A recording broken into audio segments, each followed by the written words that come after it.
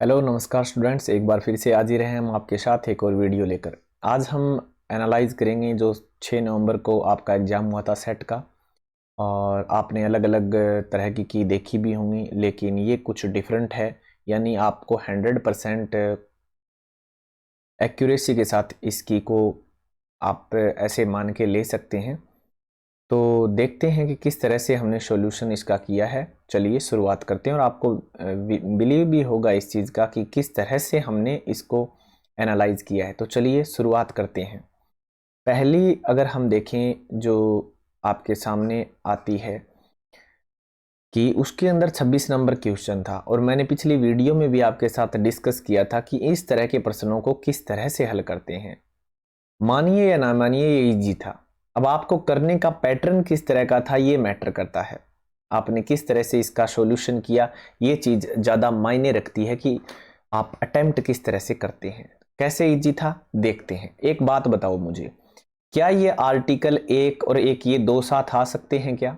आप कहोगे सर नहीं आ सकते, क्योंकि मान लो मैंने एस पहले लिख दिया और आर बाद में लिख दिया, तो ये वाक्य यहां खत्म होगा और फिर ये एस के बाद वाला आर वाला वाक्य यहां से शुरू होगा। तो यहां दे तो नहीं हो सकता ना, दे लव आगे स्टार्ट, ऐसे तो स्टार्ट नहीं होगा ना, नहीं होगा जी।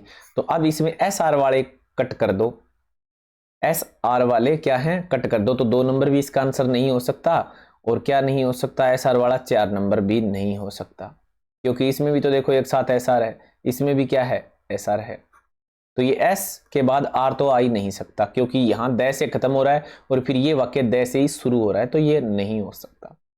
अगली बात करते हैं इस पर क्यू आर पी एस। यहां सबसे पहले क्या है, क्यू और आर है। क्या सर क्यू आर हो सकता है? मान लीजिए एक बार हो सकता है, ऐसा मान लो, लेकिन क्या पी एस हो सकता है? क्या पी पहले आ जाए और फिर क्या आ जाए, पी के बाद कौन सा है, एस आई, एस कौन सा है ये। Power to work is a blessing and to work. अब मुझे एक बात बताओ, चलो आ भी जाए, पढ़ लिया, लेकिन क्या ये वाक्य एंड द पर हो जाएगा? क्या अभी तो हमने पढ़ा है द पर एंड नहीं होगा ये वाक्य, इसके आगे कुछ न कुछ वाक्य आएगा। तो अगर पी पहले लिख दोगे और एस बाद में लिखोगे तो इसका मतलब क्या है, ये वाक्य ऑटोमेटिक ही रॉन्ग हो जाएगा, क्योंकि द आर्टिकल के साथ बंद हो गया ये वाक्य। तो इसका मतलब है 1 नंबर भी आंसर नहीं है। और अब आपको पता चल गया होगा बचा हुआ आंसर कौन सा है, ये है। क्लियर हो गया। चलिए हम बात करते हैं अपने दूसरे क्वेश्चन की तरफ। इस तरह से आप इजी तरीके से हल कर सकते हो, पढ़ने की आवश्यकता ही नहीं होती है। और मैंने सभी की में ऐसा ही बताया है आपको कि कहीं पर आपको लगा ही नहीं होगा कि ये पढ़ना पड़ा है।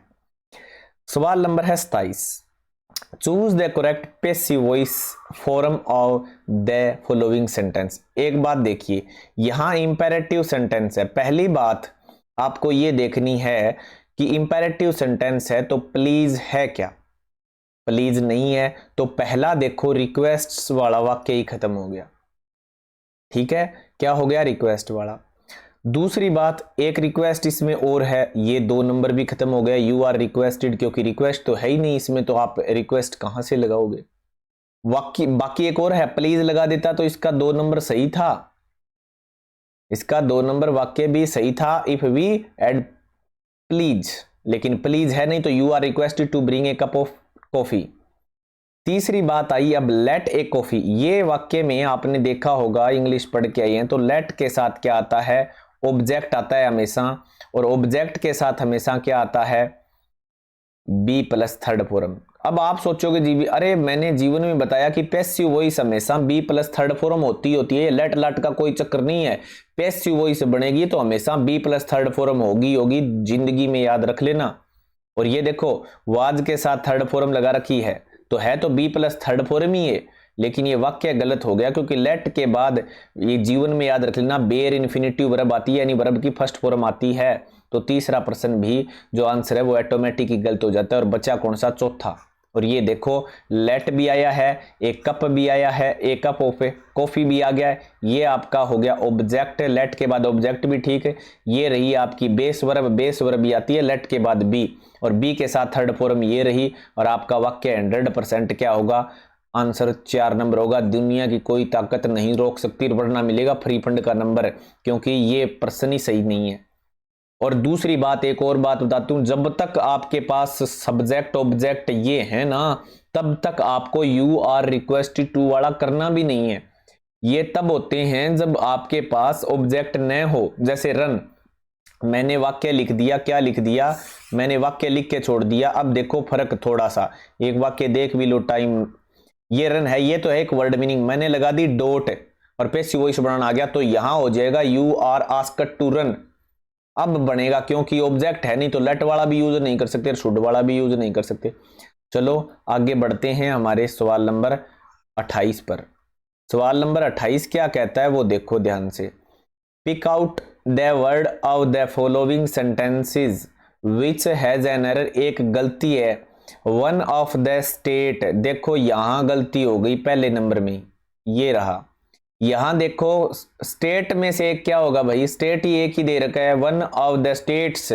यहां क्या होता है, वन ऑफ, ये वन ऑफ नहीं होता, वैसे तो वन अब होता है।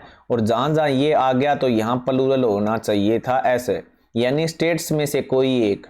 वन ऑफ द स्टूडेंट्स, आप कहते हो ना one of the students, students में से कोई एक। तो यहां गलती कहां है, ए में है। तो ए है तो आपको फाइंड आउट करना है कि यहां ए कहां है, 3 नंबर में है, तो आपका आंसर होता है इसका 3 नंबर। ठीक है, आगे बढ़ते हैं और बात करते हैं नेक्स्ट पेज पर। अब आ गई आपकी, ये तो आपने पढ़ लिया होगा 29 नंबर, मैं आपको सीधा बता दूंगा, आप पढ़ लेना आराम से। अगर आपको कोई दिक्कत है तो फिर बताना मेरे को। इसके अंदर क्या था, आप पैसेज पढ़ोगे तो इसके अंदर साफ साफ शब्दों में लिख रखा था, क्या लिख रखा था कि पुराने दिनों में जो स्ट्रीट थिएटर थे वो क्या थे, डैश विलेजेज और स्मॉल, जो स्मॉल छोटे गांव मान लो, छोटे शहर मान लो, छोटे कस्बे मान लो, ऑफ द सिटी शहरों के, उसमें क्या था, रिस्ट्रिक्ट था या रिस्ट्रिक्ट नहीं था, आपके इन दोनों में कंफ्यूजन रहा होगा बिल्कुल। लेकिन देखिए आप ध्यान रखें, ये पहले क्या हुआ करता था, बात यहाँ ओल्ड डेज की आई है।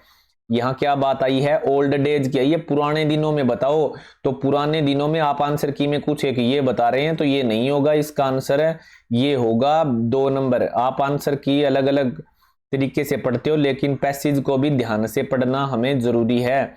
पैसेज का मतलब ही है कॉम्प्रीहेंशन करना कि आपने पढ़ी कैसे, और मैं आपको बता भी दूंगा कि कैसे था, यहां लिखा हुआ मिल जाएगा कहीं आपको।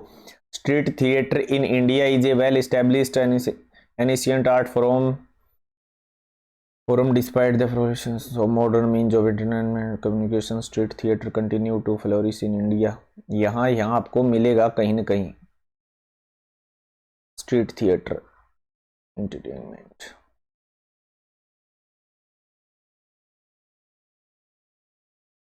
ये रहा द ओल्डन डेज, यानी पुराने दिनों को, unlike in the olden days, ये पुराने दिनों की बात आ गई। No longer restricted to villages और small localities of the city. ठीक है, कहां ये लिख दिया, ये नाम में बहुत कुछ है, तो यहां इसका होगा रिस्ट्रिक्ट था पहले।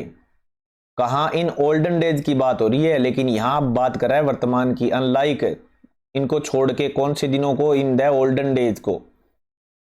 फिर उसके बाद जब वर्तमान समय की बात आई नहीं तो फिर क्या है, रिस्ट्रिक्टेड नहीं था। ये देखो, तो लोग इसको पढ़ के यहां ये कराए फटाफट। तो यही पैसेज है भाई, आपको ध्यान से पढ़ना पड़ेगा इन चीजों को और फिर आपको सॉल्यूशन करना पड़ेगा। उसके बाद आया है मॉडर्न मीन्स, यानी जो वर्तमान, मीन्स मतलब यहां मतलब नहीं है, यहां मतलब है साधन। अब इंटरटेनमेंट के जो साधन थे, कम्युनिकेशन के साधन थे, वो क्या है, इफेक्ट किए या नहीं कर रहे हैं वर्तमान स्ट्रीट थिएटर को, बताओ कर रहे हैं या नहीं कर रहे हैं। 30 नंबर का, तो इसका कोई प्रभाव नहीं है, डज नॉट अफेक्ट इसका आंसर आएगा। इसके बाद है क्वेश्चन नंबर 31 क्या कहता है वो भी देख लो।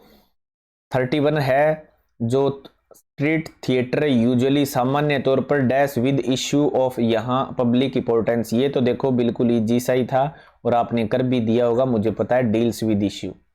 ठीक है, इसका आंसर तो इजी सा था। अगली बात करते हैं 32 नंबर क्वेश्चन की।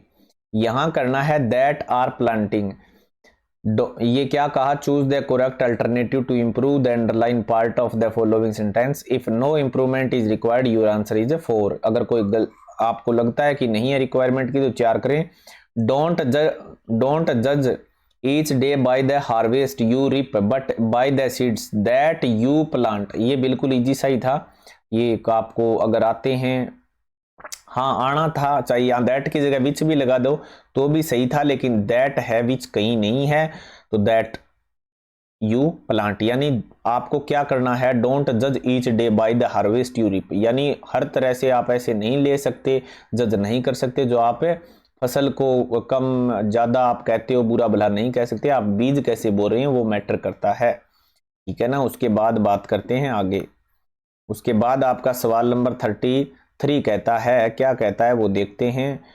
33 कहता है the boy dash red hair, तो बाल कैसे होते हैं भाई, इसमें विद आएगा, with red hair is my brother, यानी जिसके बाल क्या हैं, रेड हैं, वो मेरा भाई है। एडजेक्टिव क्लॉज आपने पढ़े होंगे, उस तरह का सा है ये, ठीक है। उसके बाद in the following sentence a word is underline, अब इसमें क्या बताना है, अल्टरनेटिव बताना है। कौन से शब्द का बताना है, अनफेस्ड का, ठीक है, इसका बताना है। तो इसका अल्टरनेटिव था ये 2 नंबर अनफेस्ड, ठीक है ना।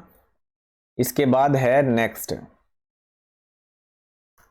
सवाल नंबर 35 नंबर क्या कहता है, एक और बता रहा हूं, इसके अंदर जो 2 नंबर आंसर था ना, तो ये एक्यूरेट इसका यही है, ये बोलचाल इनफॉर्मल है और ये फॉर्मल है, ध्यान रखें, ये फॉर्मल है, यानी पेपरों में इस तरह की चीजें चलती हैं। 35 नंबर सवाल आपका है नरेशन से, नरेशन से आया है, तो आपको मैंने पहले भी बताया था कि यहां देखो प्रश्नवाचक चिन्ह है, तो इसका मतलब यहां WH वर्ड का कोई है नहीं, हाउ भी नहीं है, तो इफ तो लगेगा। अब आप एक देखो इफ किस में नहीं है, तो 2 नंबर में इफ नहीं है, तो 2 नंबर तो गया कट। क्लियर हो गई मेरी बात, 2 नंबर गया कट। अब सैड टू को यहाँ आप आस्कट में कर सकते हो, क्या किस में कर सकते हो, आस्कट में कर सकते हो। तो देखो यहाँ हैज आस्कट है तो ये ऑटोमेटिक ही गलत हो गया, यहाँ रिक्वेस्टेड है तो ये ऑटोमेटिक गलत हो गया, तो ये बचा कौन सा, चौथा, देख सकते हो आप। She asked her father if you का क्या बन गया, ही, क्योंकि ये ही है, ही वुड विल का हो गया, would give her sweets. Clear हो गया, और ऑटोमेटिक बच गया नो रिक्वेस्ट, नो रिक्वेस्ट, और इसमें हैज है, तो आप फटाफट कर सकते थे इसको इजी से। चलिए आगे बढ़ते हैं 36 नंबर क्वेश्चन पर। 36 नंबर क्या कहता है, pick out the correctly spelled word.